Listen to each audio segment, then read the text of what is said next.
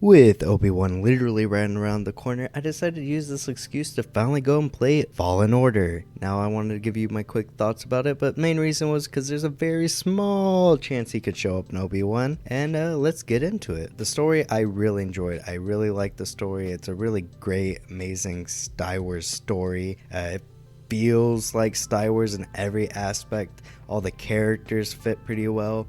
I think Cal is a really great main character, and I would love to see him in future games or maybe even live action. And it would, my biggest complaint maybe is some of the side characters don't really get that much screen time or development as much. But BD1 is a great companion, one of the best companions I've seen in a really long time in gaming. But outside the main, some characters not really getting that development.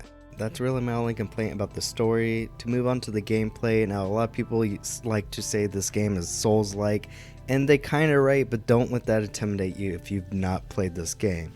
Don't worry, there's difficulty settings.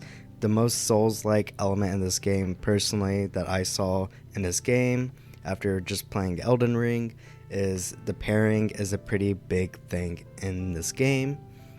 Now, pairing is a pretty big thing, but don't worry, the difficulty settings make it a lot easier to parry, makes the pairing time a lot larger, so don't worry about that if you're not an expert in that type of games. But I feel like the gameplay kind of falls under an Uncharted or Tomb Raider, but without guns, and more with the lightsaber, obviously. I think my only complaint about the gameplay, in my opinion, is I didn't like how every time I finish a planet I had to run back to the ship to go to another planet and spend like 20 minutes running through basically the same area.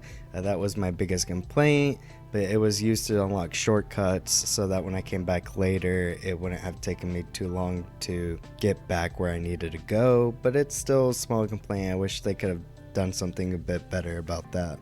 Now, graphically, this game looks very amazing. It came out a few years ago and it still holds up. There's also next-gen versions, and I assume that's running the PC version maxed out or close to it, but I played it on PC basically maxed out, and man, this game looked fantastic.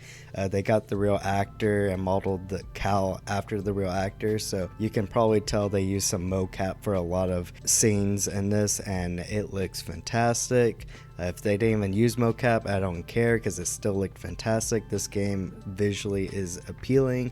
If you are a fan of Star Wars, you should definitely be checking this game out, especially if you got Game Pass, because it's on Game Pass on Xbox and PC via the EA part of Game Pass that they just recently added. And even if you're a PlayStation fan, definitely worth giving this game a check out because this game is really fun. And if you haven't played it, it's definitely worth your time.